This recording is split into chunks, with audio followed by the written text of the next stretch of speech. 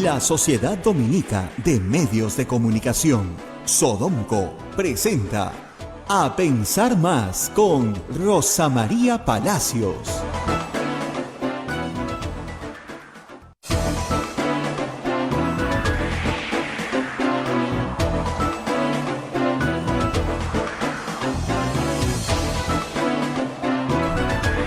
Buenos días, señoras, señores, bienvenidos a Pensar Más con Rosa María Palacios a través de las emisoras de la Sociedad Dominica de Medios de Comunicación, Sodonco.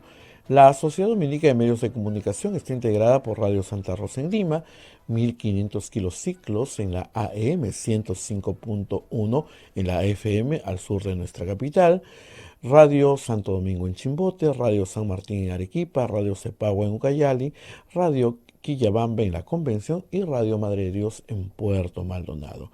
Son las emisoras dominicas del Perú.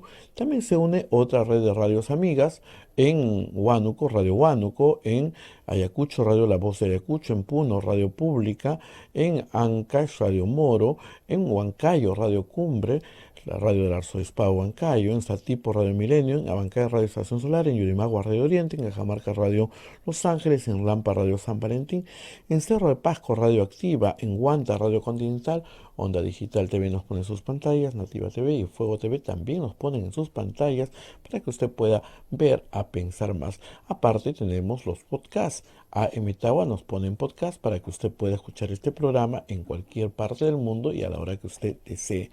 Además, las transmisiones móviles del Facebook de Radio Santa Rosa, el Facebook de Radio Quillabamba, el canal de YouTube de Radio Santa Rosa y la página web.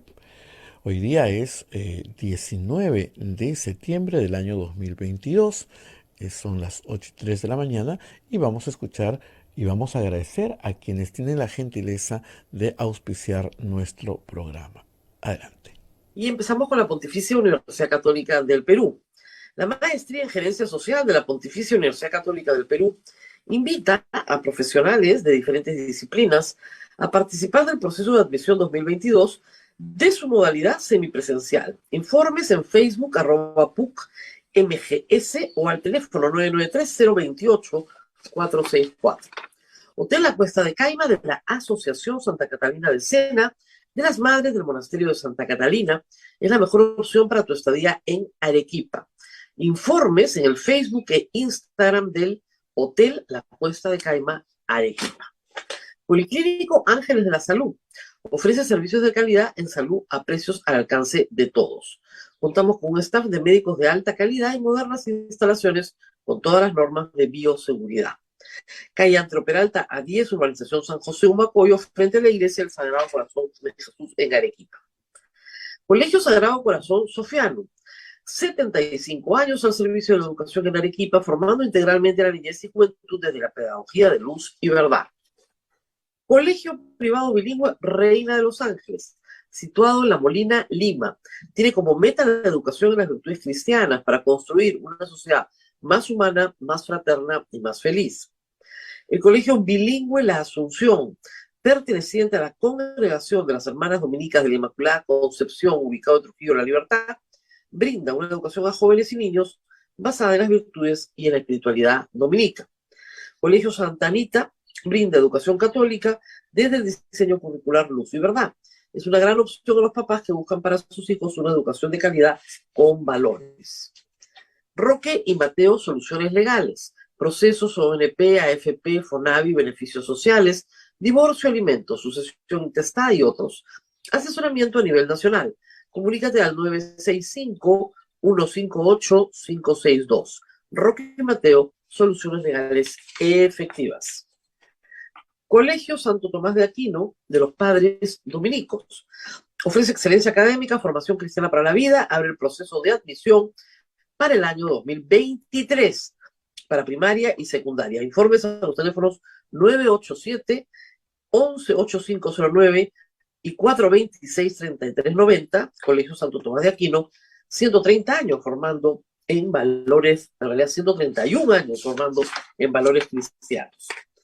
Palestra Editores, el sello de los buenos libros de derecho, es una editorial jurídica peruana dedicada a la investigación y difusión en materia jurídica. Desde hace 25 años somos un referente para los universitarios y profesionales del derecho. Pueden encontrarnos en redes sociales como Palestra Editores o visitar nuestra plataforma web, palestra.com. Y finalmente, Equilibrio y Armonía Psicólogos. Somos un equipo con experiencia en el campo de la salud mental. Nuestro objeto es brindar un buen diagnóstico, tratamiento, herramientas a nuestros pacientes por medio de una atención de calidad y con calidez humana. Contáctanos al 970-382-834, 936-054-914. Muy bien, esto es.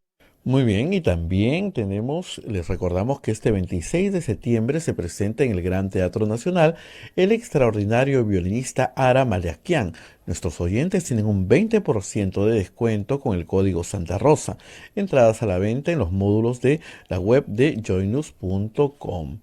Muy bien, señoras, señores, el día viernes tuvimos encuentro entre el presidente de la República, Pedro Castillo, y el presidente del Congreso, José Williams. Cada uno fue con su equipo. Fue acompañando al señor Castillo, fue Aníbal Torres, primer ministro, Félix Chero, ministro de Justicia, Alejandro Salas, ministro de Trabajo, el señor Roberto Sánchez, ministro de Turismo, el señor Curburneo, ministro de Economía, y el señor César Randa, ministro de Relaciones Exteriores. Y acompañando al señor José Williams estuvo la primera vicepresidenta, Marta Moyano, la segunda vicepresidenta, Digna Calle, y el tercer vicepresidente, el señor Alejandro Muñante. Ellos conversaron. Ha habido conferencias de prensa de ambos lados. Según el señor Aníbal Torres, que dio conferencia de prensa, él ha dicho que se habló sobre los ejes para resolver la inestabilidad política, para luchar contra la inseguridad ciudadana, para el reforzamiento de la policía, para la reactivación económica, que también se habló de los precios de los combustibles, la lucha contra la corrupción y el narcotráfico. Y sobre todo, le presentó un documento que se llama Consenso por el Perú. Pero este documento Consenso por el Perú, en resumen, es: nos quedamos todos, no me fastidies tú, yo no te fastidio, nos quedamos todos hasta el 2026. Esto es, podemos escuchar una parte de la conferencia del primer ministro, el doctor Aníbal Torres. ¿Lo tenemos? ¿Sí? ¿O tenemos? Vamos a escuchar al señor Aníbal Torres. El presidente de la República, después de una conversación, presentó al señor presidente del Congreso un documento denominado Consenso por el Perú, en donde se plantean algunos ejes que nos servirían de base para resolver la mencionada inestabilidad. Como sabemos, y es de conocimiento público, por ya mucho tiempo el país vive una inestabilidad política. No a partir de este gobierno, sino con mucha anterioridad. En 5 años tuvimos 5 presidentes y un cierre del Congreso, lo cual es sumamente grave para que pueda existir estabilidad económica y en todos los otros aspectos en el país. Esa inestabilidad se debe a 2 elementos, que son la vacancia presidencial por incapacidad moral y la cuestión de confianza. Eso es lo que ha generado la inestabilidad política. Y hemos hecho presente eso a la mesa directiva del Congreso, ¿no? En el sentido de que termine este gobierno en el 2006, o como pretende un sector del Congreso adelantar las elecciones, o como se pretende que termine de otra forma por el consabido golpe que ya se sabe y que ya es de conocimiento público, a través de la vacancia, a través de la suspensión del cargo, a través de la acusación constitucional o a través de la renuncia. Son conocidos esos elementos. Por esa razón, la única forma de eliminar esa inestabilidad política es eliminando las causas, y las causas son las dos que acabo de mencionar. Y hemos presentado un proyecto de ley al inicio de este gobierno para que el Congreso debata esta ley, cosa que todavía no se ha hecho. Bien, nos quedamos todos, ¿ah? Esto de vacancia, adelanto de elecciones, no nos gusta, nos quedamos todos. Por otro lado, el presidente del Congreso, José Williams, también ofreció una conferencia de prensa y remarcó que lo que se le había dicho al presidente es sobre la independencia, se le había pedido la independencia de los poderes, que no estén metiendo la cuchara en otros poderes que no le corresponden, ¿no? También dijo que le remarcaron la importancia de no meter ni ingerir en asuntos que están investigando al presidente de la República. También el señor Williams ha dicho que se le habló sobre la importancia que tiene la Policía Nacional y las Fuerzas Armadas, sobre todo el respeto a la institucionalidad de estas dos, de la Policía y de las Fuerzas Armadas, ¿no? Y también se le planteó, se le exhortó a que nombre buenos ministros, a que nombre ministros idóneos con un currículum bueno y con preparación. Escuchemos parte de lo que dijo en la conferencia de prensa el presidente del Congreso, José Williams. Ha sido eminentemente de carácter legislativo, que es la competencia nuestra, ¿no? En ese sentido, nos hemos referido a proyectos de ley que han sido ya formulados aquí en el Parlamento, han ido hacia el Ejecutivo y algunos están en espera de su reglamentación y los otros también están esperando que sean promulgados. Entonces le hemos entregado un resumen pequeño y los folders o los archivos que tienen ustedes adelante son los que van a ir a Palacio de Gobierno, se los mostramos. Allí están los documentos, los proyectos de ley que tienen las características que les acabo de citar, con el objeto de que ellos puedan reglamentarlos lo antes posible y puedan ser promulgados en razón a que son necesidades de la ciudadanía muy importantes. En ese mismo sentido, el presidente nos solicitó también que nosotros le demos prioridad a los proyectos de ley que nos está enviando, particularmente aquellos que son de carácter económico. Luego un vicepresidente dará el detalle de esto y también nos hizo conocer de que el deseo de ellos es que estos sean manejados más rápidamente dentro del proceso parlamentario. Un vicepresidente le dio la explicación y aquí también se la va a hacer conocer luego, pero que de manera general tiene que ver con nuestro proceso. Sí le dijimos que es interés de nosotros que estos proyectos sean salidos lo antes posible. Entonces, por ahí hubo bastante de la conversación porque el asunto tiene que ver con lo nuestro, ¿no? Lo nuestro es legislar. Entonces, luego también hablamos de la seguridad. Nos habló de la seguridad y de lo importante que son las leyes y, bueno, le hicimos conocer que evidentemente la seguridad es gestión, ¿no? Más que legislación, que existen leyes suficientes como para gestionar y la gestión es un asunto que está en el Ejecutivo y no solamente en la primera parte del Ejecutivo, sino en diferentes estamentos. Bien, la señora Dina Calle, la segunda vicepresidenta del Congreso, también mencionó en otra parte que rechazaron, que no estaban de acuerdo con el tema de adelanto de elecciones. ¿Qué más pasó el día viernes? El día viernes la Fiscalía volvió a allanar Palacio de Gobierno para incautar las imágenes de las cámaras de seguridad del día 8, 9 y 10. Saben que la presencia de la Fiscalía y la Policía en Palacio de Gobierno duró 16 horas. Ingresaron a las 5 de la tarde del día viernes y salieron a las 9 de la mañana del día sábado. Se han llevado las imágenes y lo que buscan pues es probar que la señorita Jennifer Paredes sí estaba en Palacio de Gobierno cuando la fueron a detener.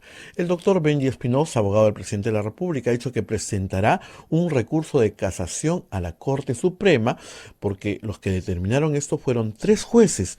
Y uno de ellos, el juez Iván Quispe, no estuvo de acuerdo con este allanamiento, entonces dice el doctor Espinosa que esto no es nulo. Vamos a ver qué pasa en ese tema. Y por último, el señor Jainer Alvarado, el día sábado, desistió de su seguridad. Recuerdan ustedes esa información que también hemos vivido con el señor Juan Silva. Él se encontraba en Chiclayo y le dijo al, al jefe de seguridad, Segundo Tarrillo Pérez, que no quería ya más seguridad. Se armó todo un escándalo y a las 2 horas tuvo que nuevamente solicitar la seguridad. Él está yendo hacia el norte, está por Chiclayo. No sé qué tan más al norte pueda estar a estas alturas. Esa fue la información del fin de semana y obviamente el presidente de la República viajó ayer para la reunión en la Asamblea de las Naciones Unidas. Vamos a escuchar a continuación una importante entrevista que Rosa María le hizo al exministro de Economía, al doctor Miguel Castilla, y parece muy interesante que en este momento la podamos recordar. Adelante, por favor. Y sí, hablando de cosas importantes, hay que llamar a un especialista en economía para también hablar de políticas sociales y descentralización. Deberíamos estar hablando de esto más seguido, porque el 2 de octubre tenemos elecciones. Estamos con Miguel Castilla para eso. Muy buenos días. Muchas gracias por estar con nosotros. Buenos días, Rosa María, gracias por la invitación. Y yo quería empezar por hablar del impacto que tiene la política en la economía. En el Perú muchas veces se nos ha dicho, no se preocupe, que esto va por cuerda separada. La cuerda separada dejó de estar separada hace un tiempo, pero usemos el ejemplo de Chile. Chile va a un plebiscito, gana el rechazo e inmediatamente la respuesta económica es sumamente positiva. Tomemos el ejemplo de Chile para hablar del impacto de la política en la economía.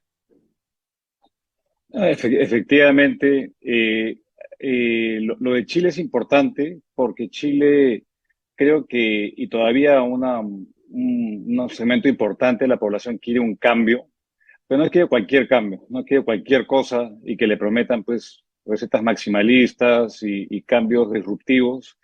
Y creo que lo que ha primado es la sensatez en Chile. Ojalá que tuviéramos una pizca de eso acá en el país.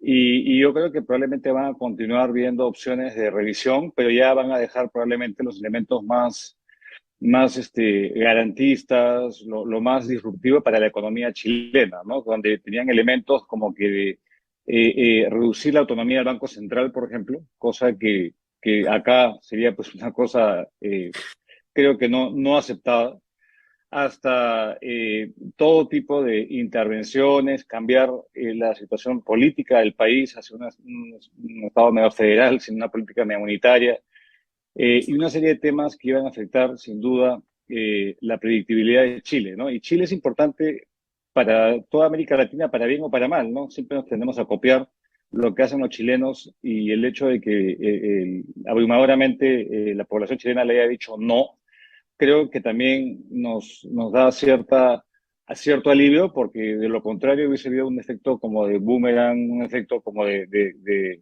demostración y envalentonado a aquellos que quieren cambios disruptivos acá en nuestro país. Entonces creo que es positivo. Ahora habrá que ver qué es lo que ocurre, porque no creo que se quede ahí nomás. Yo creo que van a continuar habiendo pedidos quizá más racionales de la Constitución, porque el gobierno mismo chileno se la ha comprado, ¿no? Entonces probablemente Claro. va a querer impulsar algo menos refundacionalista, pero algo que efectivamente calme, digamos, la necesidad de cambio que quiere un gran segmento de la población chilena. Claro, pero lo que íbamos, la política impacta en la economía. Sin Y en duda, el sin duda. Perú, y en el Y Perú, ¿qué tan duro está haciendo para la economía el gobierno de Castillo como gobierno de Castillo? O sea, sin, sacando el factor externo, la guerra entre Rusia y Ucrania, la inflación internacional. ¿Qué tan duro está haciendo para los peruanos económicamente el gobierno de Castillo? Lo está haciendo porque deberíamos estar creciendo a tasas más altas, debería haber una recuperación mucho más fuerte y lamentablemente todos estos temas lo que hacen ha sido, quizá la forma más directa es paralizar al Estado. Entonces, el Estado peruano no toma decisiones. Y un inversionista que está esperando apostar recursos en una concesión que no se han dado de infraestructura renovar una adenda, digamos, una adenda para un proyecto que está paralizado, no lo va a hacer porque no tiene con quién lidiar. Entonces, Eso. una de las formas más directas que esta crisis política nos pasa factura no es tanto el riesgo país, porque la capacidad de pago sigue de cierta forma intacta, sino es el hecho de que tenemos un Estado absolutamente paralizado, uno, y que la atención del presidente y su gobierno no está necesariamente en gobernar el país, sino en defenderse de sus propios problemas personales, judiciales, y eso deja al país un poco a libre albedrío. Entonces, y aparte, creo que un tema central que no lo hemos visto en mucho tiempo acá es que el discurso político es lo que domina, ¿no? Ya no es la economía, hay que seguir avanzando con la economía, no. Ahora el propio presidente arenga a la población, crea un clima de crispación y obviamente esto tiende a ensalzar a aquellos que quieren pedir revisiones de contratos, a aquellos que quieren, digamos, a impulsar medidas sindicalistas a favor de ciertos grupos organizados. Y tenemos regulaciones muy malas. Yo, de hecho, hoy escribí una columna para el diario Gestión, donde le critico abiertamente al ministro Burneo, donde él dice, no, acá los inversionistas lo que quieren es estabilidad en las reglas del juego, no importa si sean buenas o malas regulaciones. Y yo discrepo de eso, porque las malas regulaciones pueden pasar una factura bastante elevada a la economía, como de hecho está pasando. En realidad, la regulación más importante negativa de este gobierno está en el ámbito laboral. Las dos normas, la de negociación colectiva y la de tercerización. La de tercerización ya impugnada en Indecopi, favorablemente yo creo a la masa laboral, porque lo que proponían por tercerización dejaba más o menos a 150.000 personas sin trabajo, pero no parece haber un cambio en esa materia desde el gobierno central y se vende como un tema, digamos, de apuesta por los derechos laborales cuando no es así. Pero es un tema serio y en efecto está afectando el empleo. ¿O no está afectando el empleo y nosotros somos unos exagerados? No, claro que sí está afectando el empleo, porque hay toda una dimensión, Rosa María, que creo que el Ejecutivo no se ha dado cuenta, que afecta la provisión de servicios públicos básicos. Hay empresas públicas, Sedapal, que es importantísimo, a las empresas eléctricas y una cantidad de empresas que también tercerizan. Entonces, si es que se les obliga a estas empresas públicas a incorporar a la planilla aquello que se denomina actividad nuclear, que tampoco está definido qué significa eso, lo Nadie que va a sabe. pasar, lo que va a pasar es que se va a tener que desplazar gasto productivo de inversión para cerrar brechas, para pagar una planilla inflada. Entonces, ahí creo que no se está viendo toda la película en su integridad. Y tenemos, en el caso de Sedapal, por ejemplo, que todo su plan de inversiones está comprometido y tenemos 800.000 millones de No, una personas que no tienen congresista agua en protestó. Lima. Una congresista decía que no podían denunciar. Claro que pueden denunciar, tienen que defender el patrimonio de Sedapal. Para eso está su director y su gerente general, para Claro, defender el patrimonio de la compañía. y tienen responsabilidad fiduciaria. O sea, si no lo Así hacen, es. estarían cometiendo, digamos, una falta, ¿no? Entonces, ahí yo creo que hay una confusión mental y eso lo que ocurre, lo que está ocurriendo así es que eso percola a otros sectores, a otros fiscalizadores, y en general lo que vemos en el caso de tercerización, lo que ha habido es una falta de fiscalización. Solamente el 20% de las empresas son sujetas a fiscalización, el 80% nada. Y acá hay una confusión muy grande entre lo que es el service y lo que es la tercerización. El service es un servicio donde uno contrata una empresa, empleo temporal, para hacer Claro. algunas funciones y quizá ahí ha habido cierto abuso. Pero las que tercerizan es el mundo moderno. Tú buscas una empresa especializada Claro. para que haga cierto tipo de actividades que hace mucho más sentido tener un tercero que te brinde eso. Y son usualmente empresas medianas, y esto es parte del tejido empresarial que lamentablemente por estas consignas absurdas el gobierno sigue y va a seguir, lamentablemente creo que no va a escarmentar, y esto explica en parte la salida del ministro Graham. Es Claro. uno de los temas que yo entiendo que fue gatillo su salida, y yo no veo al ministro Burneo comprándose ese pleito. No creo que se pelee con la ministra Chávez, No. con el ministro Salas, los Pero sí sindicatos, dijo que se iba a por pelear esto. por el IGB, ¿ah? O sea, iba a defender su casa. Porque ya Mm, el ministro Sánchez decidió bajarle el IGB a los restaurantes, a los hoteles, y arrancó el festival. Y yo me voy a poner la cola porque ¿por qué no le van a bajar el IGB, no sé, a las empresas periodísticas, a la odiada prensa? ¿Por qué no? Al libro, a las medicinas, a tantas cosas buenas que tenemos que tener, a la recreación. O sea, y el es- problema es ese, han abierto una puerta y Burreo ha dicho, esta es la última vez, pero bueno, no sé si sea la última vez o no, ¿ah? yo tampoco, yo tengo mis dudas también, porque incluso, curiosamente, el día de que vencían los plazos para observar esa ley fue el día del cambio. Entonces, la verdad es que a mí me cuesta creer una persona con la experiencia de Burneo, que ha estado en la cosa pública y que sabe básicamente a qué se está metiendo, lo hayan sorprendido y tal, porque uno, oye, son temas, y esa ley en particular, una ley absolutamente mercantilista, Rosa María, no iba a los pequeños Absolutamente. ni a los grandes, iba a un segmento de 4 empresas con nombre y apellido que se movieron como locos en la comisión respectiva. El ministro de Comercio Exterior hizo el lobby descarado, me consta, porque me han, digamos, me pidió mi opinión técnica al respecto. Y ahí básicamente, no, vista gorda, se hizo la vista gorda del ministro y aprobaron un despropósito total que significa 1.600 millones de soles en 4 años. Qué bárbaro. Ahora, pausa, un momento. Este no es pues un régimen comunista, es un régimen mercantilista. Y eso es algo que es bien importante que los empresarios entiendan. Y lamentablemente en el Perú ese lenguaje, los empresarios peruanos lo hablan súper bien. Lo tienen en el ADN por generaciones. Y Pero hay ese es el empresarios problema. y empresarios, ¿no? Hay de No, no, todo, yo lo creo sé. yo. Pero Hay un digamos, segmento que sí, pero hay otro segmento que repudia ese tipo de medidas, ¿no? no, yo lo sé, Porque pero después le piensa ponen en a todos estas en el mismo cuatro saco, ¿no? empresas, en estas cuatro empresas con nombre propio que consiguen su exoneración. Y eso es lo que podemos comenzar a ver, creo yo, porque si ellos tuvieron el éxito, ¿por qué no vamos a tener nosotros? Y lo que va a haber es una agujereada de la caja fiscal, que es exactamente lo que no debe pasar. Y es increíble que eso pase en un régimen que supuestamente quiere redistribuir más. ¿Cómo van a redistribuir más si no tiene?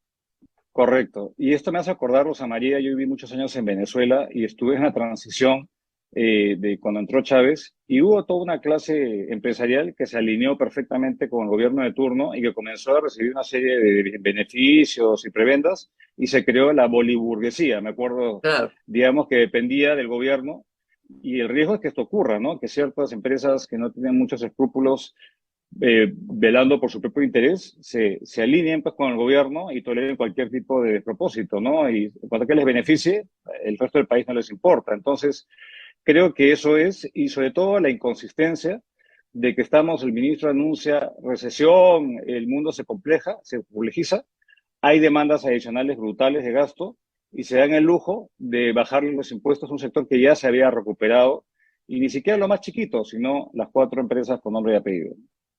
Ahora, el tema para que la gente entienda, no es que yo y el señor Castillo seamos malos y queremos que ustedes paguen más.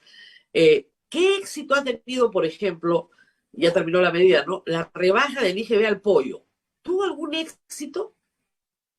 Dejó básicamente 400 millones de soles en la recaudación. Ese fue el único propósito, porque no hay forma alguna que se le obligue a los que rebajan, a los beneficiarios, a trasladarle ese beneficio al consumidor final. Ninguno, cero.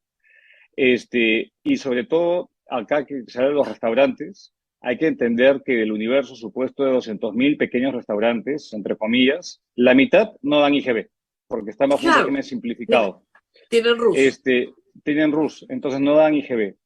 Y el resto, los umbrales, son aquellos donde entran empresas que no necesitan ningún tipo de ayuda, cuyas ventas ya se han recuperado en post-pandemia. Entonces, acá no se entiende, y es importante saber que lo que se deja recaudar tiene un costo de oportunidad bastante alto. Eso sea plata que no va a haber para la posta médica o para la actividad pública que es valorada por la sociedad. Entonces, acá no se sabe para quién se trabaja. Y nuestros impuestos, los que pagamos impuestos, vemos que, pues, que se van, pues, a bolsillos ajenos, o no se deja, digamos, o se deja de invertir en lo que efectivamente se requiere, en agua, saneamiento, y muchas cosas que no le llega a la gente que efectivamente reclama cambios, como en Chile. Hay gente que se siente totalmente desconectada, y es por un Estado que no funciona, a veces por falta de recursos, pero principalmente por falta de gestión y por falta de decisión. Muy bien, este libro que estábamos comentando, el de Propuestas del Bicentenario, porque es la segunda parte, hay otro libro que ya lo habíamos comentado, que es Rutas para el Desarrollo del País. Miren, tengo los dos a la mano, ¿eh? Este de Rutas para el Desarrollo Regional va siendo transversal por sectores, ¿verdad? Agua, bosques, en fin, muchos autores y muchos temas que no se están tratando, por si acaso, en estas elecciones. O sea, nadie está hablando de conectividad digital, ni de ciencia y tecnología, pero en fin, ni de minería, ni de agricultura, deberíamos. Pero hay un artículo inicial, que es de nuestro entrevistado hoy, sobre la institucionalidad. Y hay un análisis de lo que ha sido la descentralización en el Perú desde que se inauguró el proceso en el régimen de Toledo. En el balance, la descentralización, desde el punto de vista económico, ¿ha mejorado la vida de las personas en las regiones o no? No lo ha mejorado, no lo ha mejorado, lamentablemente, porque muchas partes del país siguen igual o quizá peor de lo que estaban hace 20 años. Pero esto no ha sido necesariamente porque se haya transferido responsabilidades del gobierno nacional a los gobiernos subnacionales. Es porque quizás tenemos varios problemas que no han sido abordados. Y voy a dejar de mencionar quizá un par. Uno es que tenemos unos niveles de gobierno que son muy heterogéneos. Tenemos muchos gobiernos municipales muy pequeños, la mayoría con menos de 10.000 habitantes. Entonces, esto lo que hace es que hace muy difícil tener la capacidad para pasar por todo el sistema de gasto, de presupuesto. Digamos, en centros poblados muchas veces que no tienen la más mínima conectividad, entonces mucho menos conectarse al CIAF y pasar su licitación. Pues hay un tema de escala que no ha sido abordado. Primer problema. Lo segundo, que creo que muy pocas veces se dice, es que el propio gobierno nacional no se reformó a sí mismo para efectivamente tener una descentralización efectiva. Porque los controles férreos continuaron, digamos, y ahí quizás suene paradójico como ex-MEF de decir, pero el control que el MEF siempre ha tenido ha sido un control asfixiante muchas veces, necesario, pero asfixiante. Entonces eso ha cohibido el hecho de que muchos cuestiones no se ven, inversiones de impacto. Y lo tercero es que ha habido muchísima corrupción, porque las instancias de control interno están ausentes donde más plata hay, cosa paradójica. En los centros, en San Marcos, en donde más canon se recibe, no hay control interno. Entonces tenemos unos reyesuelos que gastan en lo que les da la gana, y se ha tergiversado la autonomía que venía consagrada en la Constitución, en los cambios constitucionales que se hicieron en el año 2001. Entonces, esto ha hecho que finalmente tengamos brechas enormes, no resueltas, competencias que son compartidas, y hay ciertos conflictos en MINSA, por ejemplo, donde tú tienes, el MINSA, el Ministerio de Salud, debería ser el rector en salud, pero también el ministro de Hospitales en Lima. Entonces, o hace lo uno o hace lo otro. Dos cosas no las puede hacer.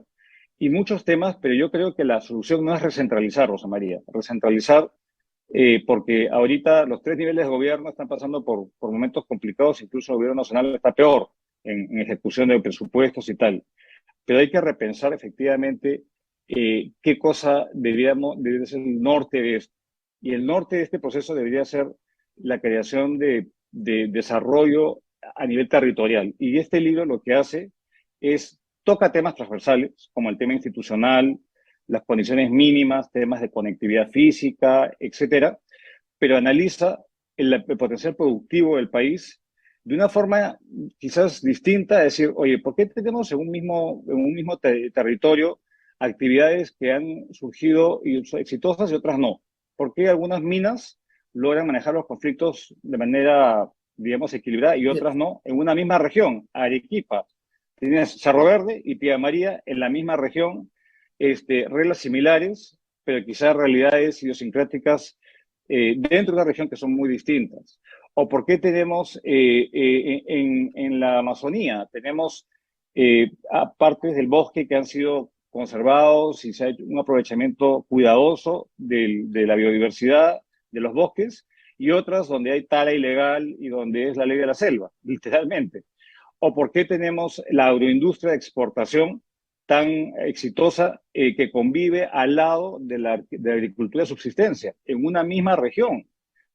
Compara pues las serranías de la Libertad con los valles, digamos, Veracruz. de Chicama, del Virú, que son ultraproductivos y que exportan a todas partes del mundo. Entonces, esa inconsistencia, esa economía dual es la que exploramos en el libro, con casos muy específicos, con miras a algo infructuoso, lamentablemente, que es a que los candidatos comiencen a discutir programas, propuestas, porque la gente quiere eso, quiere trabajo, está harta. Hemos estado visitando la mitad del país los últimos meses, y en Ayacucho, en Loreto, en San Martín, en Tumbes quieren chamba, quieren, digamos, beneficio y movilidad social. Están hartos de lo que pasa acá en Lima, no les interesa nada o muy poco, pero quieren desarrollo productivo, quieren oportunidades de trabajo. Y eso es lo que este libro trata de dar pistas por dónde debería ser la colaboración público-privada y qué Claro. cosa hacer. Y dejar estos debates estériles de lado, porque finalmente el partido se juega en las regiones, creo yo, y esta insatisfacción se puede lograr, que es legítima, se puede lograr atender si efectivamente hay actividad productiva que genere empleo y oportunidades para la gente que vive en el interior del país. Lo que sucede probablemente es que el debate en estas elecciones normalmente lo absorbe el debate municipal, provincial y distrital, que además es el de Lima. Pero a nivel regional, aun cuando el alcalde de Lima también sea el gobernador de Lima, a nivel regional el gobernador tiene una encargatura diferente, es un pie del Poder Ejecutivo para casi todos los sectores, con presupuestos de otro tamaño. Entonces, yo que estoy siguiendo más o menos las elecciones, no veo, por ejemplo, un debate agrícola minero en Arequipa entre candidatos regionales. Por ejemplo, ¿no? ¿Qué piensan los candidatos sobre la convivencia entre agricultura y minería y cómo nada? Ni tampoco siquiera hablar de uno de los problemas que son endémicos, que no se ejecuta el gasto público. Tampoco lo está haciendo el gobierno central, es verdad. Pero esto tiene 20 años. O sea, no ejecutas lo que tienes para ejecutar. Entonces, no es un problema de que no tengas competencia y no es un problema de que no tengas plata. Es un problema de que no te la puedes gastar porque no sabes gastártela. Es una Claro, cosa de locos. hay un problema de gestión muy, muy severo que pasa por el capital humano que tenemos en el Estado y que se ha ido deteriorando lamentablemente con este gobierno de manera, digamos, acelerada y cada día peor. Porque, digamos, requeriríamos gente capacitada y gente que no rote tanto, y hay una tasa de rotación muy, muy alta. Y la ley Servir, que se hizo hace unos años, no ha avanzado absolutamente nada. Los gerentes públicos son un paliativo, pero no se ha logrado, habiendo alternativas interesantes. El otro día, Rosa María, yo conversaba con Amalia Moreno, la destituida jefa de la Autoridad de Sí. Reconstrucción con Cambios, y hay formas efectivamente de lograr transformar estos recursos en obras. Y lo que ella me contaba que ha hecho en el norte, digamos, con un marco facilitador, con los ingleses, un gobierno, efectivamente va a cambiarle la realidad. Cuando venga el siguiente niño, va a ser una región mucho más resiliente. Y yo creo que esos son el tipo de modalidades que tienen una clara impacto regional en la calidad de vida de la gente. Entonces, ¿por qué no tener más de eso? Y lo que hace el gobierno es descabeza esa entidad, la politiza y hay alternativas. Entonces, yo creo que el tema de cómo lograr eh, acercar a los servicios básicos, las oportunidades al interior del país, es, en mi criterio, la agenda central. Y como tú bien dices, no hay mucha discusión de esto. De hecho, el día de hoy, precisamente, ya que mencionas Arequipa, me voy a juntar con los dos principales candidatos a la gobernación, a un exrector de la UNSA y a otro señor, para efectivamente decirle, de acá hay dos cosas, digamos, ¿cuál es su posición, el proyecto más es tan importante? ¿Cómo que del lado, digamos, de un centro, de un think tank, se puede ayudar para viabilizar ese proyecto, por un lado, y por otro es, mire, señor, la lista de proyectos que están paralizados hace tantos años, proyectos de saneamiento, de escuelas, postas médicas, y qué puede hacer usted que esté a su alcance? Según la información de Contraloría, hay muchos proyectos que son absolutamente claves, que están durmiendo el sueño de los justos. Que esto se suma al problema de ejecución presupuestal que tú mencionabas. Entonces, hay una agenda, sin duda que hay una agenda, y hay muchos que se quieren comprar el pleito, y yo creo que eso es lo que queremos buscar, esos liderazgos que efectivamente piensen distinto y se aboquen a mejorar la calidad de vida de sus jurisdicciones, ¿no? Ojalá que surjan nuevos líderes, porque con los que tenemos actualmente, pues estamos yendo muy lejos. Entonces, Ahora, creo que para es una poner, oportunidad.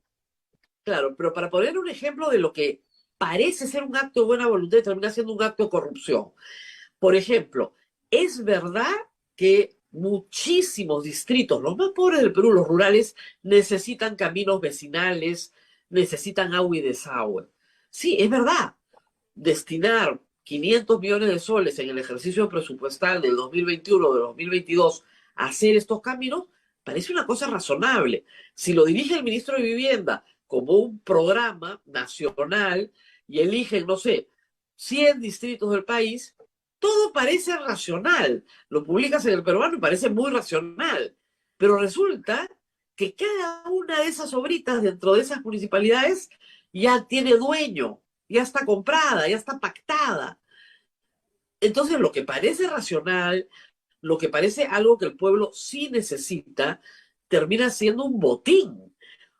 ¿Cómo hacer para que eso no suceda? Es complicadísimo. Es complicado porque se suma otra cosa, que muchas veces en estas pequeñas municipalidades o centros poblados, mucha de la ejecución es directa, porque no hay contratistas. O sea, no No es que hay, contraten a un tercero, sino es ejecución directa. Es el alcalde que tiene sus operarios, sus obreros, sus máquinas, y ellos mismos hacen la obra. Entonces, tener el tipo de control, digamos, para evitar que se embolsiquen o que acabe, pues, favoreciendo a la parentela, a los amigos, es muy, muy difícil. Por eso es que la escala, a mi comentario, la escala es muy importante. Y acá cuando se ha intentado pensar en macroregiones, en mancomunidades, ha sido muy difícil porque finalmente ponerse de al acuerdo en este contrario, país. la gente no quiere más grande, quiere más chico. O sea, en la lógica, escuchemos al señor Acuña lo que le ha pasado, ¿no? ¿Qué le está ofreciendo a Trujillo? Un distrito más, que implica un presupuesto más, un pliego más. Y la justificación de su conducta es, pero si no tienen agua y desagüe, y uno se pregunta, ¿y por qué no lo tienen si dentro de Trujillo lo pueden tener perfectamente? Y es que lo marginal dentro del distrito es el centro poblado. Entonces, el centro poblado aspira a ser distrito para tener su propio pliego. Entonces, es la atomización del presupuesto. Ese es el efecto que tenemos ahora. Sin duda, y son 1900 distritos, que Sí, es para claro. nuestro tamaño de población, es mucho más de lo que tienen otros países. En Colombia, por ejemplo, que tiene una población que es 50% mayor que la peruana, este, tienen, creo que en términos de distritos, tienen 1200, 1000 distritos a nivel No, además, nacional. el alcalde de Bogotá es uno. Punto. Correcto. No, Acá no 42 hay alcaldes. más. Claro, acá hay 42 para empezar. Y es muy impopular decirle a la gente que va a tener un solo alcalde. Es sumamente impopular. O 5 alcaldes, sumamente impopular. Porque de nuevo, la atomización nos hace sentir que, bueno, entre los de acá, sustentamos lo de acá. pero yo no tengo por qué sustentar al otro. Y Ahí estamos mientras mal, ese, pues. Pero claro, ahí estamos. mientras el de acá sea más chico, decía, si los congresistas tuvieran iniciativa de gasto, tendríamos cada 3 manzanas un distrito, porque claro, quieren un presupuesto, no importa, más chiquitito, pero mío, ¿no? Ujú. Entonces yo no quiero ser cola del león, yo quiero ser cabeza de ratón. Y ese es el problema para la descentralización del Perú, no resuelto, ¿eh? Difícil de Sí, no, resolver, además. es difícil porque entran, digamos, se ve como una suma cero, ¿no? Alguien va a perder. ¿Por dónde Claro, pones la capital? ¿Dónde pones el palacio municipal? ¿Lo pones en el distrito A o el B que se estaba juntando? Y claro. requieres economías de escala. Sin duda requieres economías de escala para poder, y son muchas veces hay muy poca densidad poblacional. Entonces, no hace sentido técnico, pero el tema político es lo que prima para esto y muchas decisiones, Rosa María, que no se están dando en el país. O sea, volviendo a tu premisa inicial, si lo político afecta a lo económico, pero sin duda, pero también afecta a la prestación de servicios básicos a la población, afecta, digamos, la incapacidad de poder llegarle a la punta del cerro a alguien con conectividad en Internet. Yo he estado nuevamente viajando y la conectividad en Internet es paupérrima, pésima. Entonces tú necesitas el combo de 5 servicios básicos, pues la luz, el teléfono, agua, desagüe, y necesitas Internet. Y tenemos a nivel nacional solamente 4 de cada 10 hogares tienen, y hay lugares donde tienes 1 de cada 10 hogares. Entonces, en lugar de estar atendiendo ese tipo de problemas que va a cambiarle la vida a la gente, estamos pues distraídos con estos pleitos políticos y estos problemas que finalmente lo que abonan es al caldo de cultivo a mayor insatisfacción y a aquellos que buscan un cambio radical para resolver sus problemas, cuando sabemos que finalmente se requiere gestión y gestión, y Claro, pero también, responsabilidad. y el otro tema es una gestión realista, ¿no? Porque escuchamos cada propuesta también fabulosa, pero realmente, cosas que a veces escapan a la competencia y otras que siendo de la competencia son impagables. O sea, impagables. Tú no puedes, a ver, becas para todos los jóvenes de la región. Todos van a estudiar becados en universidades privadas. Es imposible, no te alcanza la plata, salvo que no hagas nada más, ¿no? Pero escuchas este tipo de cosas fantásticas también en un proceso regional donde, bueno, las cosas no son así. Hay un proceso, hay un presupuesto, hay unas prioridades. ¿Cómo explicar esto? Es difícil porque uno, que la campaña es muy corta, digamos, es Sí, cortísima, no hay, son menos de 4 semanas de discusión.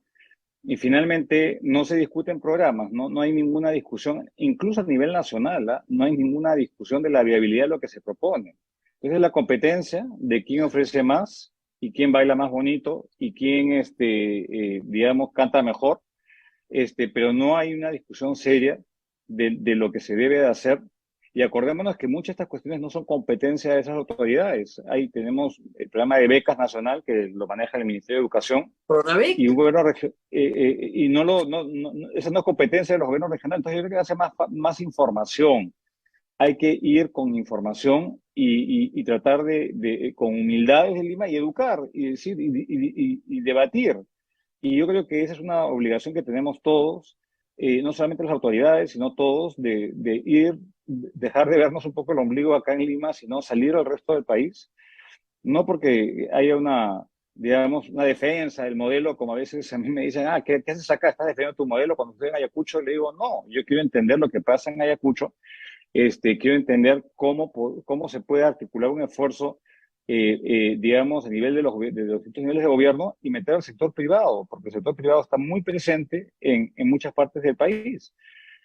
Pero nada, en un nivel de desconfianza en el cual vivimos, es difícil salir de este entrampamiento tan severo en el cual estamos, ¿no? Ahora, cosa interesante es que lo que percibimos en Lima a veces es absolutamente lejano a la problemática en algunas partes del país. completamente lejano, ¿no? Yo creo que absolutamente lejano. Como dicen acá, vulgarmente, están en Sí, otra, ¿no? O sea, y la pandemia también explica en parte esto, ¿no? La lucha por la sobrevivencia en general no te da tiempo para otra cosa que no sea la lucha por la sobrevivencia, la lucha por salir adelante. Entonces, claro, la política afecta a los ciudadanos, por supuesto que los afecta, pero no tienen tanto tiempo para seguirla. Ahora, inversión privada este año, crecimiento cero, eso ya lo sabemos. El asunto es que el próximo año sea negativo, ¿no?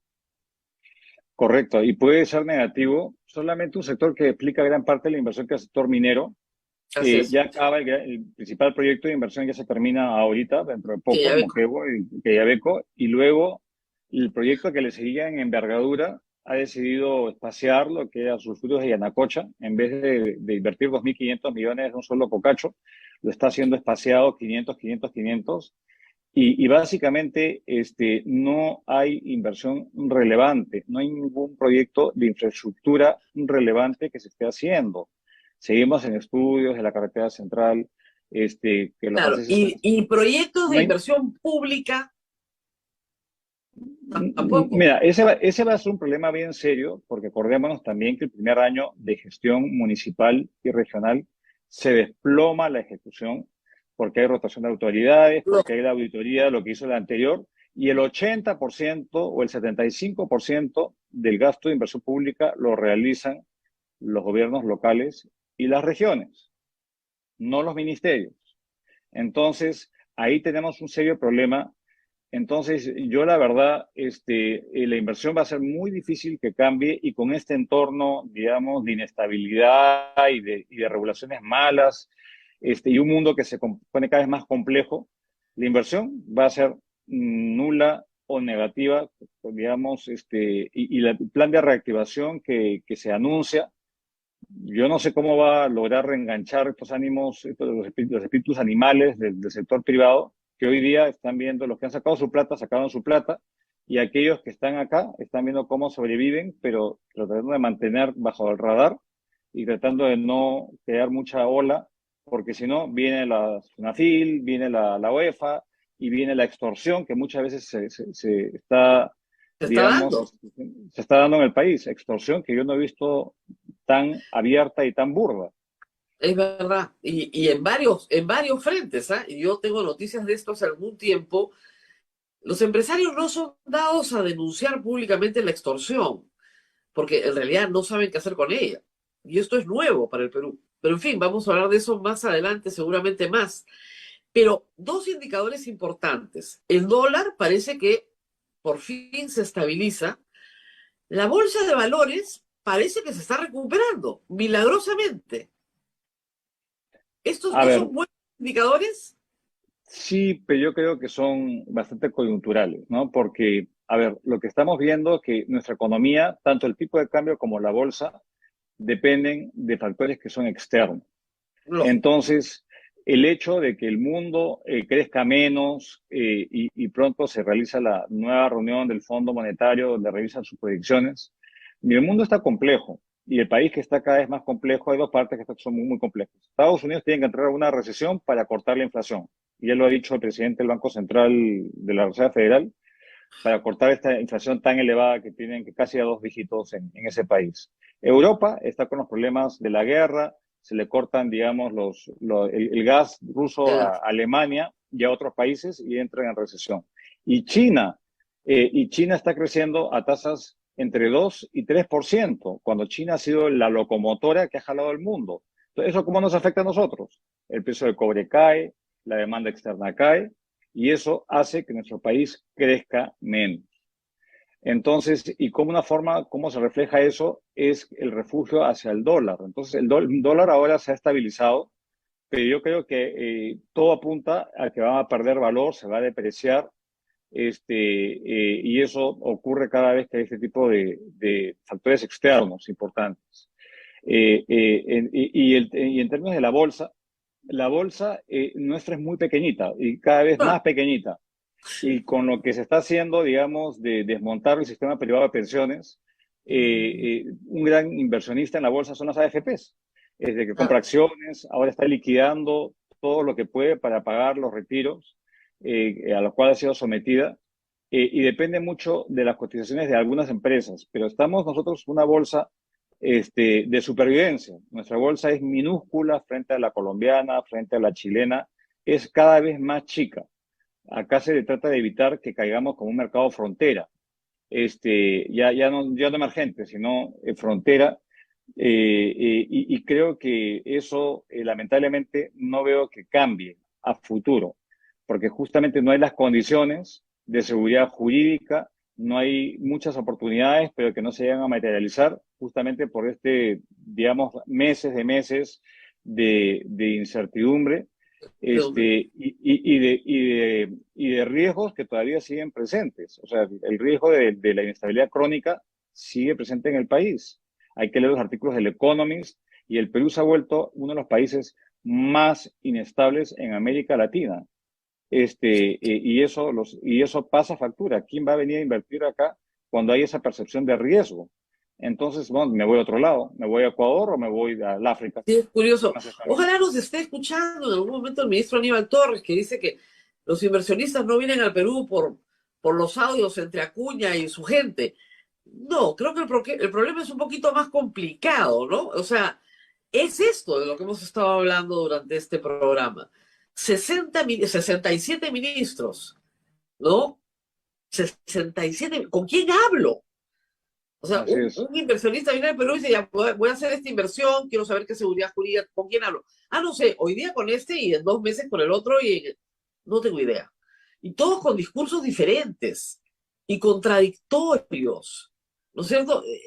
O sea, tenemos el caso del ministro de Agricultura, que va a ser interpelado, entre otros, por el ex ministro de Agricultura. Entonces, es una cosa de locos, del mismo gobierno. Entonces, No, hay que es confiarlo. absolutamente surrealista, y eso, si le ocurre a un gran inversionista, pues le ocurre a un que tiene capacidad de contratar, pues, una empresa de abogados, de PR. Claro, un Imagínate contador, ¿no? al pequeño que al final se las tiene que agenciar. Entonces, ahorita la informalidad que ha subido es una forma de supervivencia en el país, porque Exactamente. finalmente tienen que sobrevivir de alguna forma.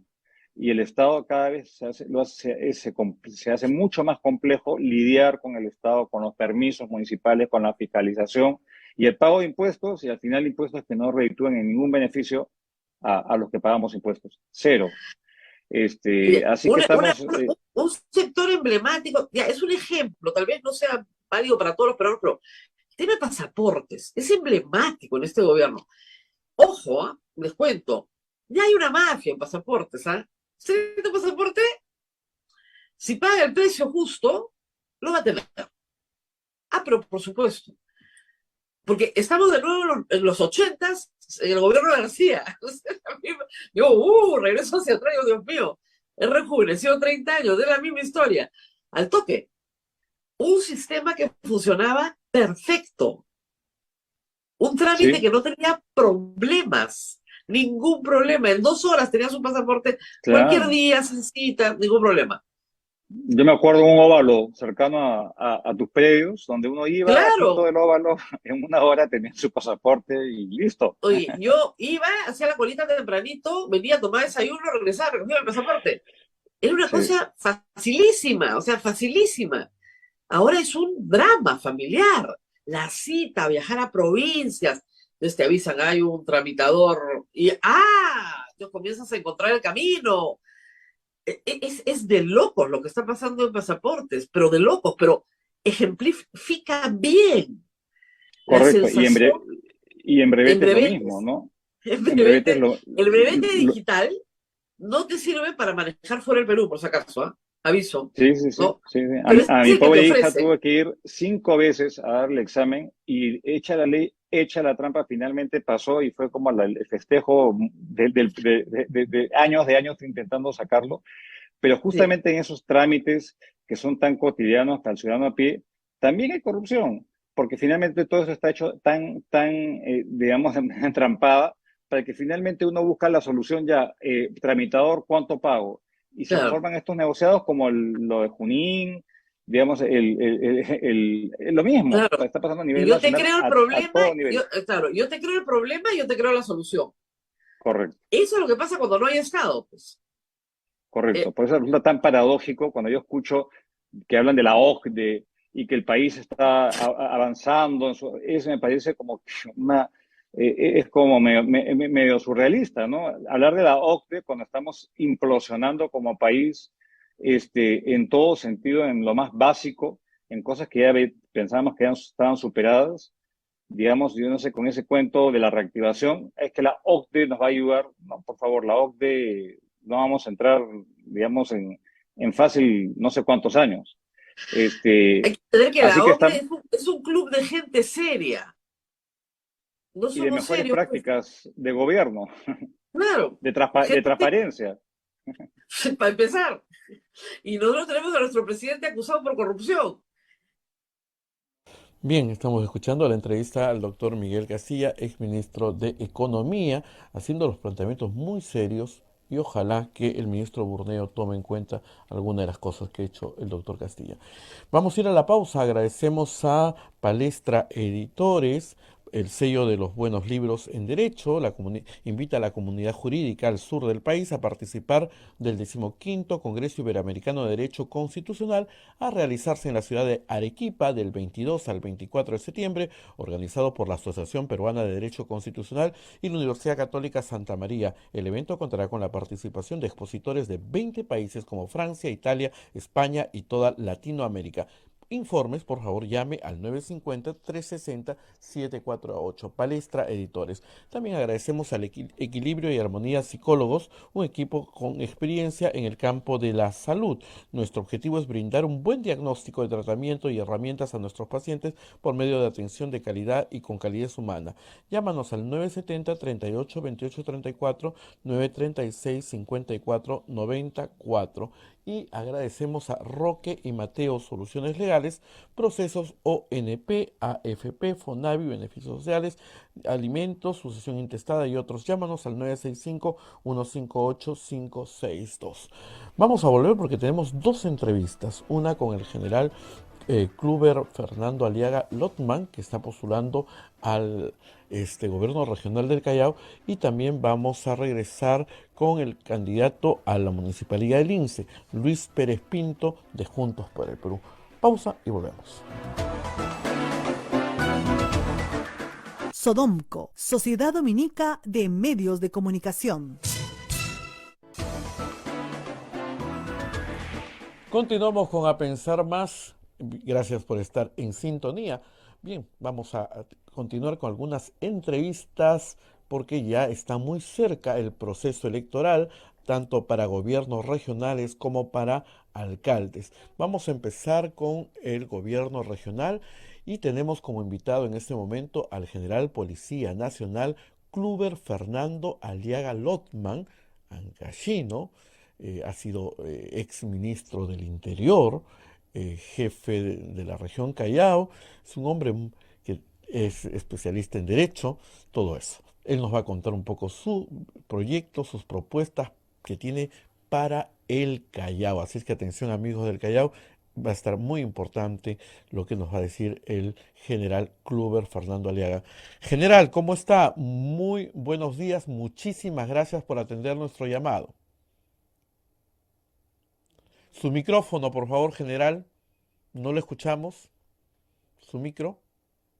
Muy buenos días. Decía que estaba encantado de estar en su programa y tratar este tema que es tan importante. Estamos a puertas de las elecciones del 2 de octubre y bueno, esta vez no hay que equivocarse, hay que elegir bien. Así es, general. General, quisiera para nuestra audiencia que se presente su currículum sintéticamente, por favor. Ya. Bueno, resumiendo, podría decir que soy un experto en seguridad porque soy policía con más de 30 años de servicios reales y efectivos. He sido general jefe de la región policial del Callao el año 2016, cuando fue declarado por primera vez en estado de emergencia, y logramos pacificar el Callao cuando me decían que nadie podía con el Callao. Logramos reducir en más del 50% la incidencia delictiva y que se notara claramente la sensación de seguridad al extremo que se decía que el Callao estaba tranquilo y los delincuentes del Callao se habían ido a Lima. No sé si recordarán. Sí, sí. Lo mismo pasó antes de que el Callao, en Chiclayo, 2 años estuve en Chiclayo, 2014-2015, donde redujimos también la inseguridad ciudadana, que era la segunda ciudad más insegura del país, y la pasamos al puesto 73, si mal no recuerdo, en el segundo año. En el primer año lo bajamos al puesto 16. Esto quiere decir que en términos de estrategias efectivas de seguridad ciudadana y tenemos experiencia garantizada. Así es. Respecto al tema educativo, por ejemplo, yo puedo decir que también tengo la carrera de bachiller en educación y el ejercicio profesional de la docencia por 25 años, ¿no? Como doctor en Derecho, con 2 maestrías, una en Administración y otra en Desarrollo y Defensa Nacional. Además, tengo también la otra carrera de administrador de empresas. Y he llegado a ser vicerrector de investigación en una universidad, donde actualmente ejerzo funciones. Quiere Perfecto. decir que tengo experiencia en el campo docente también, ¿no? De tal Ujú. manera que es una de las funciones del gobierno regional, el tema de educación. En salud también he tenido la oportunidad de trabajar muchos años con médicos, con personal de salud, de todas las especialidades, dictando maestrías y doctorados en temas de gestión de servicios de salud, ¿no? En temas de derecho de la seguridad social, y eso me ha permitido conocer mucho, sobre todo la problemática de salud, ¿no? Ujú. Lo mismo he trabajado muchos años en temas ambientales, he sido jefe de la División de Investigación de Delitos Ambientales, y esa responsabilidad ambiental también la conozco, tanto teóricamente como prácticamente, para poder ver las mejores estrategias en el Callao para ver el tema ambiental, ¿no? Perfecto. Entonces, En general, vamos al tema de seguridad ciudadana. Usted tiene mucha experiencia, ya ha estado en el Callao trabajando. Es una preocupación. Hoy día hay un informe en la República que dice que al año se cometen 94.789 delitos, que por día son 260 y que gran parte de delitos, del 43%, se producen entre Lima y Callao. Y paramos de estado de emergencia. ¿Qué se está haciendo mal y qué propone usted para salir de este atolladero en cuanto a inseguridad ciudadana? bueno, una de las cosas que yo hice tanto en Chiclayo como en el Callao es diseñar una estrategia que vaya ad hoc a la zona, a la problemática, a la cultura social y cultura delictiva que hay en cada región. No es lo Ujú. mismo la delincuencia en Chiclayo que la delincuencia en el Callao, ¿no? Y en el mismo Callao, inclusive la cultura de la población de Callao antiguo, tradicional, es distinta a la de Ventanilla, por ejemplo, que hay muchos migrantes provincianos. Ujú. Entonces, las estrategias policiales no pueden ser lineales. Uno de los grandes problemas que he visto en las estrategias contra la seguridad ciudadana es que se busca una solución lineal al problema. Esto quiere decir, por ejemplo, el programa Barrio Seguro, ¿no? El plan cuadrante, que funciona en barrios relativamente tranquilos como San Isidro, Miraflores, Lince, Jesús María, pero que no funciona en barrios donde hay mayor presencia de personas al margen de la ley, donde hay permisibilidad, hay tolerancia, hay complacencia, inclusive hasta cierto nivel de protección a los jóvenes que están cometiendo actos delictivos. Entonces, allí no funciona ese tipo de programa, hay que diseñar estrategias diferenciadas de acuerdo a cada realidad. Y Ujú. eso es algo que lamentablemente hasta ahora no se entiende, y creo que la responsabilidad en temas de seguridad en primer lugar recae pues en cada uno de los jefes de región de la policía, que ellos deben diseñar las estrategias ad hoc para cada jurisdicción, para cada zona. Imaginemos nomás en las zonas de Madre de Dios, donde hay minería ilegal. Entonces hay otro tipo de conductas delictivas y tiene que hacerse otro tipo de estrategias. La policía se tiene que organizar y tiene que actuar para atacar las formas de actuación delictiva que hay en cada zona. En la parte operativa, ¿qué sería? ¿Comprar cámaras, vehículos? ¿Qué es lo que en sí piensa hacer? ¿O va a rediseñar todo porque está fallando todo? Bueno, yo dejé en el Callao toda una estructura, una organización policial como para que la seguridad se mantenga. Ujú. Lamentablemente eso lo borraron y pasaron todos al plan lineal de Lima y de todo el Perú, que se haga el barrio seguro. Y eso no funciona en el Callao.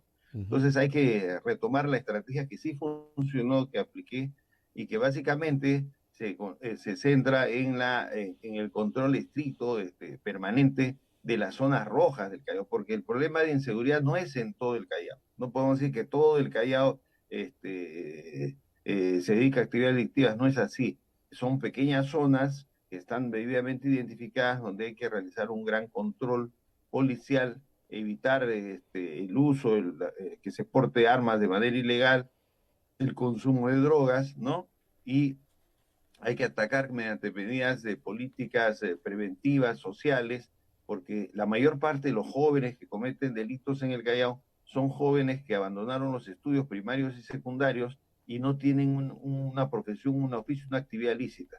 Hay que desarrollar programas de educación para inserción laboral en oficios específicos a estos jóvenes para darles oportunidad de salir de esa vida delictiva. Y la mayoría de estos jóvenes entró a esa actividad delictiva por problemas familiares y económicos, ¿no? O sea, muchos de ellos no podían,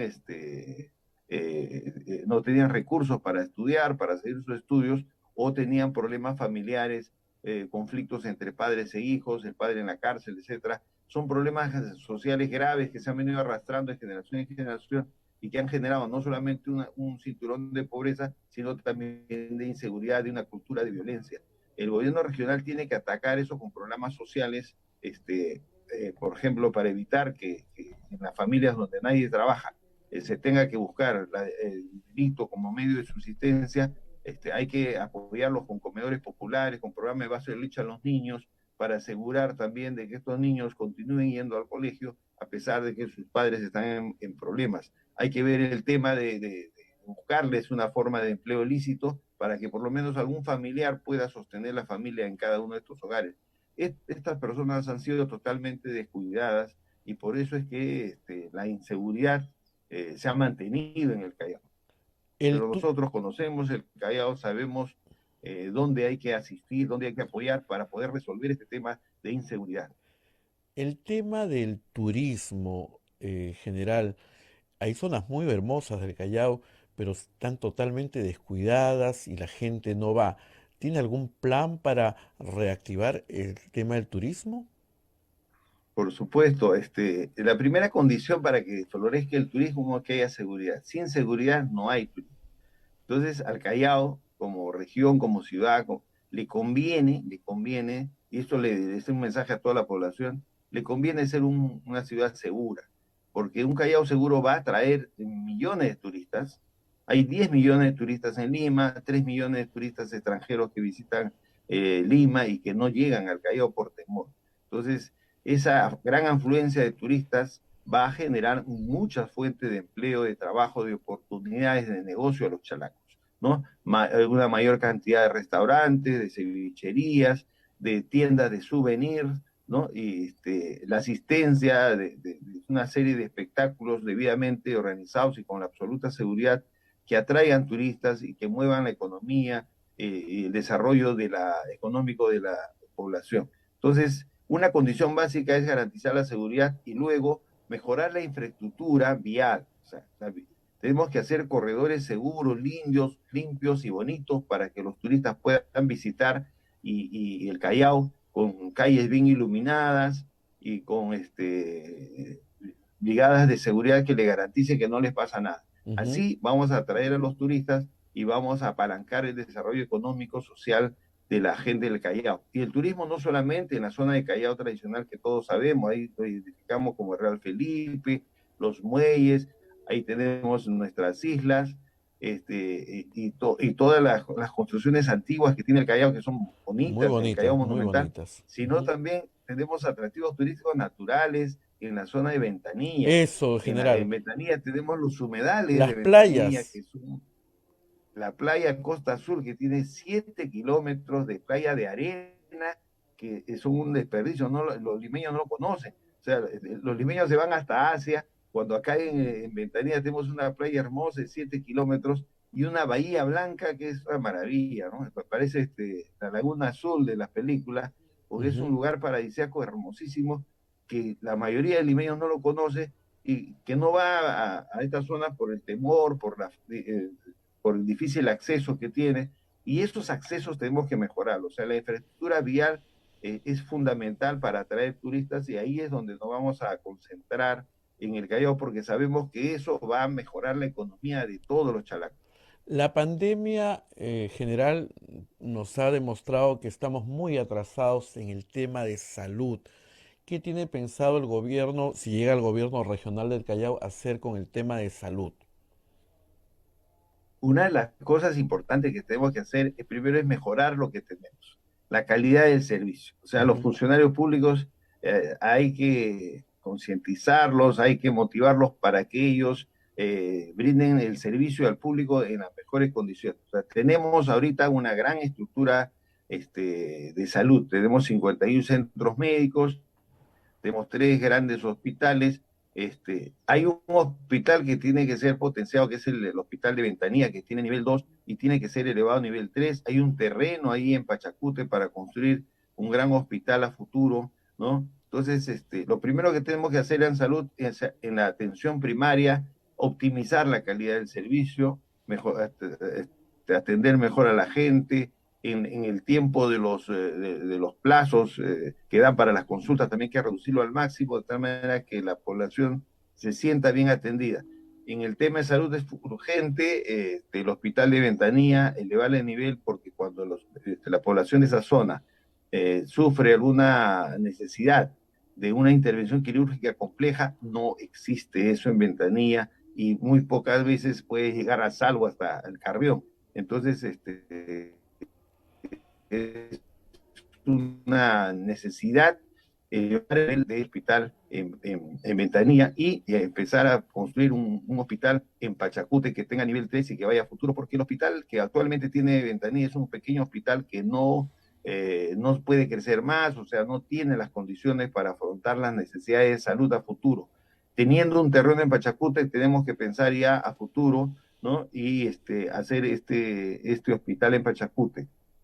Quizá pensar en postas médicas, ¿no? General, porque generalmente los hospitales son inmensos. Las Tenemos postas, 51 centros médicos. ya, generar un poco más Tenemos cercano a 51 la centros gente, ¿no? médicos Ujú. que, sí, o sea, el Callao tiene una gran infraestructura de centros médicos, postas médicas, 51. Ya, Estas lamentablemente funcionan medio tiempo, medio turno. Lo que hay que hacer es que por lo ampliarlos. menos en cada distrito una de estas funcione 24 horas, Ajá, ¿no? Los 7 de sí. la semana y tenga una mayor implementación para que la gente no tenga que ir a los hospitales. Para eso estamos pensando colocarle ahí un tomógrafo, colocarle ahí rayos X para que se hagan todas las atenciones de urgencia, ¿no? Y se solucionen en ese nivel y no tengan que ir necesariamente a los hospitales. Entonces, eso es una optimización, una mejora de la atención primaria, ¿no? Habiendo 51 centros médicos, imagínate que la gente no los conoce, no los visita y prefiere ir a los hospitales, eso es un gran problema. Ujú. Todo está bien en general, pero todo usted sabe que se mueve en base al dinero. ¿Cuánto es el dinero que ingresa al gobierno regional, el presupuesto? El gobierno regional tiene un presupuesto inicial de apertura de 1.100 millones, es un presupuesto bastante Bastante fuerte, grande, sí. se supone que la gran mayoría de ese presupuesto, o sea, casi 1.000 millones se va en temas de gasto corriente, o sea, mantener lo que tenemos, hospitales, centros médicos, colegios y el pago de todos los servicios. Sin embargo, nosotros creemos que podemos ajustar más ese presupuesto haciendo recortes en gastos innecesarios y elevar el presupuesto de inversión, o sea, el presupuesto de inversión más o menos de 100 millones nada más para poder crecer. Hay que duplicarlo por lo menos para poder hacer un hospital que vale 200 millones, ¿no? Para poder hacer las pistas y veredas que necesita el Callao. Entonces necesitamos ajustar, evitar que el gasto innecesario de dinero que no sea necesario para hacer las obras que realmente el Callao necesita. Para progresar necesita mejorar la seguridad, necesita mejorar sus pistas y veredas. Hay población que necesita la atención de agua y desagüe, Ujú. es decir, el tema de titulación. Y un presupuesto de 100 millones indudablemente alcanza para algunas cosas, pero no para todas. Y esto nos demanda a nosotros ser muy efectivos en el gasto público, o sea, evitar todo gasto que sea innecesario, que no sea muy urgente para incrementar estos 100 millones que hay en promedio, duplicarlo por lo menos y poder hacer estas grandes obras que el Callao necesita y que van a hacer que el Callao mejore sustantivamente y mejore la calidad de vida de todos los chalacos, ¿no? Bien, general, le agradecemos la gentileza que ha tenido de atender nuestro llamado, su invitación para este 2 de octubre. Lo escuchamos. Yo le invito al pueblo del Callao, a todos los amigos del Callao, que este 2 de octubre no nos equivoquemos de nuevo, esta vez marquemos por los 4 trenes de Avanza País para dejar atrás todo ese tema de corrupción, el tema de inseguridad y el continuismo que tanto daño le ha hecho al Callao. El Callao necesita optimizar el gasto público, los recursos del Estado deben ir al bienestar de la población y para eso vamos a hacer la mejor gestión posible, transparente, con participación ciudadana y con acceso libre de los medios de prensa que fiscalicen y observen e informen todo gasto que haga el gobierno regional. Queremos cero corrupción para que todo el dinero del Estado que está asignado al Callao vaya en beneficio de los chalacos, que es lo que tantos años han venido pidiendo y demandando. Voten por los 4 trenes de Avanza País. Muchísimas gracias, general Kluber Aliaga Lotman, candidato al gobierno regional del Callao. Muy gentil por su presencia en A Pensar Más con Rosa María Palacios. Bien, muchas gracias. Y vamos del Callao, nos vamos al Lince, porque tenemos al candidato del Lince, Luis Pérez Pinto, de Juntos por el Perú. Él es periodista, es de Jaime Bausat y Mesa, y nos va también a conversar y nos va a plantear las propuestas que tiene para Lince. Este es el bloque que estamos haciendo con candidatos tanto al gobierno regional como a los municipios en nuestro país. Ya tenemos a Luis Pérez Pinto. Señor Pinto, ¿cómo está? Muy buenos días. Muchas gracias por atendernos. Bueno, muchas gracias a ustedes por la oportunidad de estar en este programa tan prestigioso en el periodismo y bueno, tener la oportunidad de conversar contigo y Bien, dirigirme a los vecinos de mi distrito. eso. La problemática del INSE. Vamos a ver. En su diagnóstico, me imagino que el tema de seguridad también está en número uno. Así es. Bueno, hace 2 días han acribillado a un vigilante de una discoteca cerca de un mercado, en horas de la mañana. El INSE tiene un problema muy grave, que es el tema de la prostitución en la zona de Rizo. Las dos gestiones, bueno, esta gestión y la anterior de Martín Príncipe y actualmente de Vicente Amable, han dado licencias para moteles de baja calidad y baratos de forma indiscriminada y se han construido en este cuadrante de Rizo decenas de moteles y eso ha sido, digamos, el caldo de cultivo para que la mafia de la prostitución se adueñe de esas zonas porque han encontrado la infraestructura barata para que luego se imponga la mafia de la prostitución y la trata de personas en Lince. Allá han habido al menos 3 muertos, bueno, con este que recuerdo son 3 muertos, y también personas heridas, sobre todo las trabajadoras sexuales explotadas, mujeres explotadas, heridas también por esta mafia. Y lo que está ocurriendo en que el Lince está ganando de forma negativa la imagen de ser una zona rosa y una Ujú. zona, y que Rizzo es una zona liberada para el negocio de la prostitución y la ¿Qué trata de hacer? personas. En este caso, nosotros tenemos tres em, planes. El primero es atacar la demanda, ¿ok? La demanda. Entonces, lo que vamos a hacer es un programa que se llama Te Hacemos Roche. Vamos a instalar cámaras de videovigilancia para transmitir en vivo con un parroquiano se acerque a negociar con una trabajadora sexual en la vía pública, ¿ok? La vía pública es de derecho público y por lo tanto se puede transmitir en vivo en YouTube.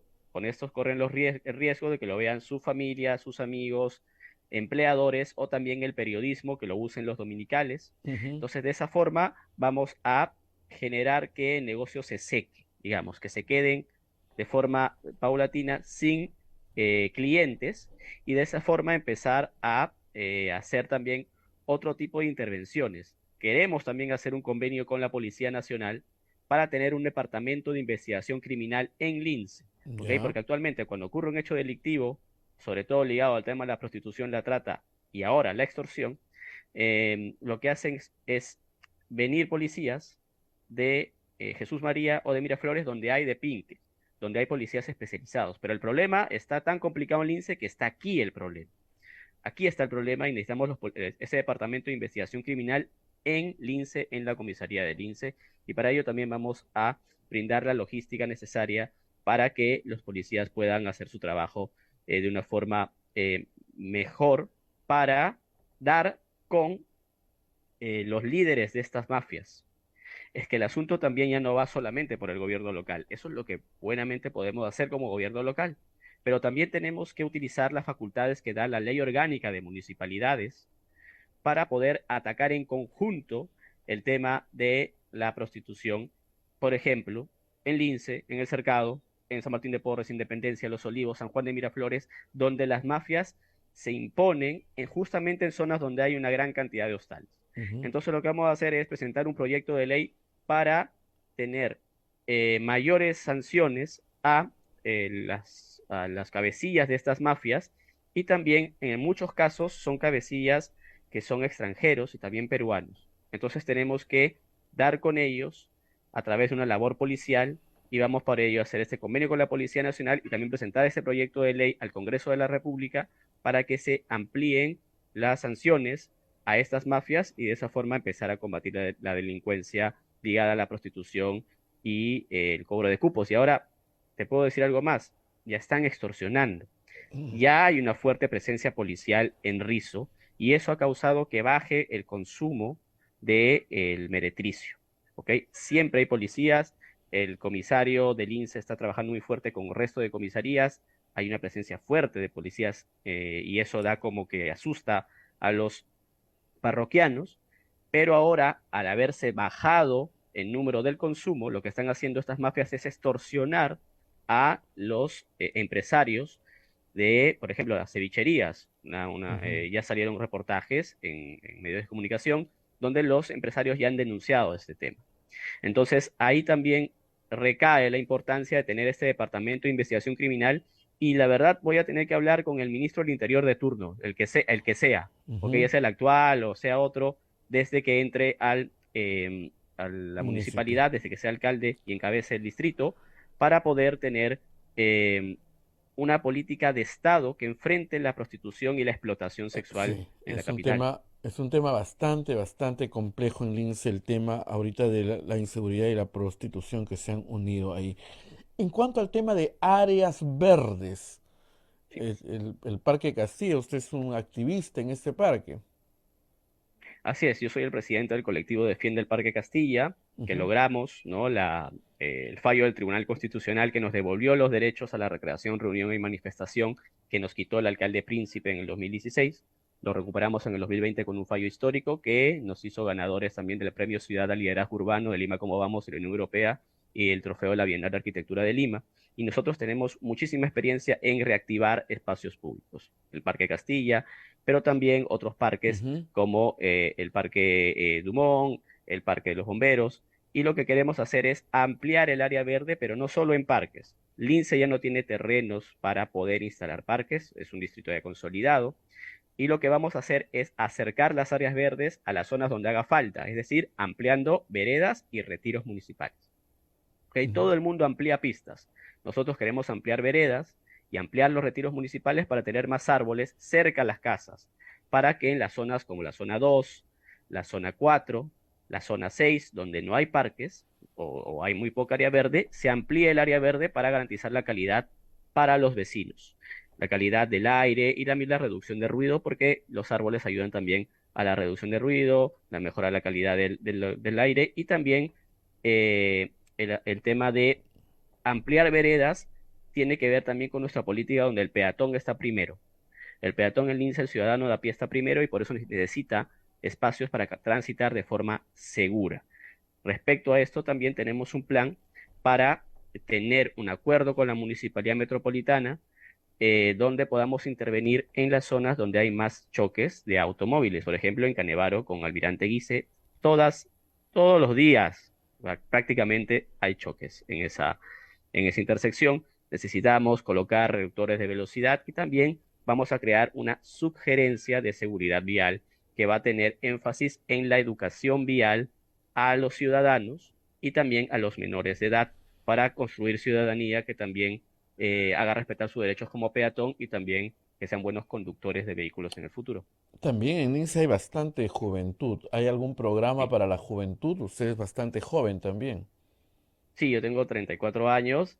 En nuestra experiencia de 6 años de trabajo en el colectivo Defiende el Parque Castilla, y que aceptó la invitación de JP para postular, hemos hecho actividades culturales, festivales en los espacios públicos, y eso es lo que queremos. Queremos que el espacio público sea un activo para la cultura. Y para eso tenemos un festival, 2 festivales que queremos hacer de llegar a la gestión, que van a ser el Festival Afroperuano del INSE, en honor a Lucila Campos, que se va a llamar el Lucila Fest, que va a convocar de forma anual todos los meses de agosto a lo mejor de la música afroperuana en el país. De esa forma, llamar a los jóvenes también, jóvenes autores, jóvenes cantantes del distrito del INSE, para que puedan exponer su arte en el espacio público, en conciertos durante al menos una semana.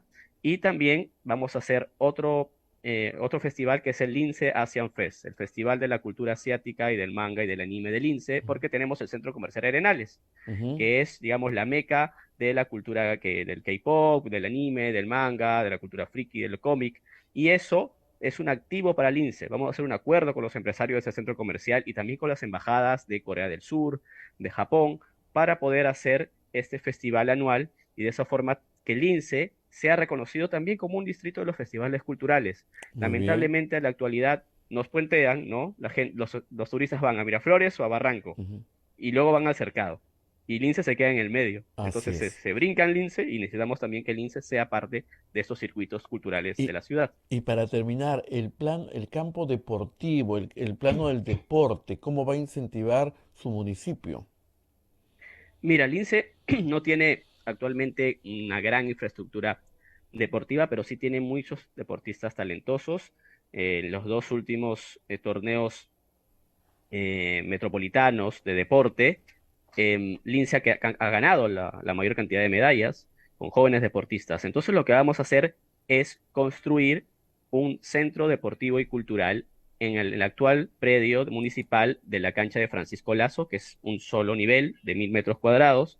Pero nosotros nos preguntamos, si los edificios crecen hacia arriba, ¿por qué el predio público no?